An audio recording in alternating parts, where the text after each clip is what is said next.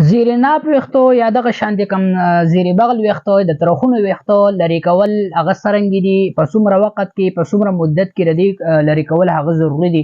ان شاء الله نننۍ ویډیو کې درته دا مسله په وضاحت سره هغه بیانوم. ګورئ ځکه ډېرو ملګرو ته دا پته نه لګي چې دغه د غیر ضروري کم ویښته چې د بدن دي لکه د ترخونو ویښته شو، دغه شان د زیرناپ ویښته چې کم شو، ډېرو ملګرو ته دا پته نه لګي چې دا په څومره وخت کې د دې لرې کول هغه ضروري دي.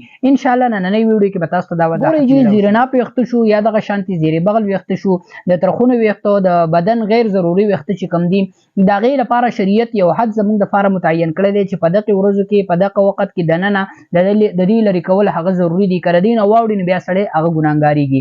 هغه وخت کم یو دی او د دې لپاره مناسبه طریقه څرنګې ده.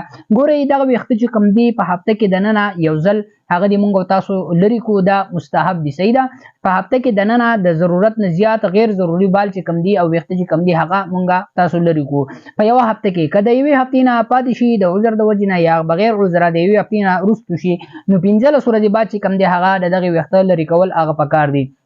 که 15 ورځو کې هم چې دی نو هغه لرې شي، نو زیاتو نه زیات حد چې کم دی دی هغه 40 ورځې دی. صحیح ده، د 40 ورځو نه اخوا دا ویښته چې کم دی هغه نه لرې کول بغیر د ضرورت نه، بغیر چې کم دی د ضرورت شرعي نه هغه دغه ویښته پاتې کول دا بیا مکروه تحریمي دي. سړی بیا په دې باندې ګناهګارېږي.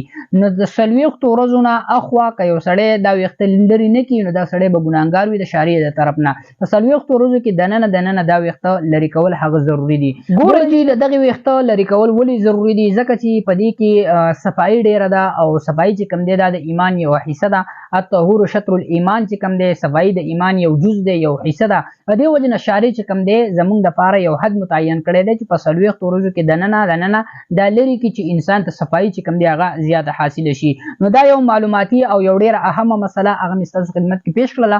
ستاسو خدمت کې گزارش دی چې دا ویډیو د ثواب په نیت باندې د خپل دوستانو ملګرو سره شیر کړئ، ځکه ډېرو ملګرو ته دا مسله هغه نه وي معلوم او په ګناه کې هغه اخته وي. السلام علیکم ورحمة الله وبرکاته.